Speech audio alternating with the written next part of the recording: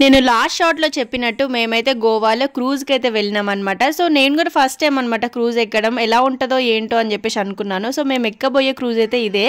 First అయితే మేము వెళ్ళగానే మాకైతే స్నాక్స్ ఇచ్చారనమాట. సో, స్నాక్స్‌లో ఫ్రెంచ్ ఫ్రైస్ ఇంకేదో స్నాక్ ఐటెమ్ ఇచ్చారనమాట. సో, అదైతే తినేసిన తర్వాత ప్రోగ్రామ్ అయితే స్టార్ట్ అయింది. సో, కొంచెం ఎంటర్‌టైనింగ్‌గా ఉండాలి అని చెప్పేసి కొన్ని సాంగ్స్ పెట్టి ఇంకా యాంకర్ అయితే కొంచెం ఎంటర్‌టైన్ చేస్తూ ఉందనమాట పైన.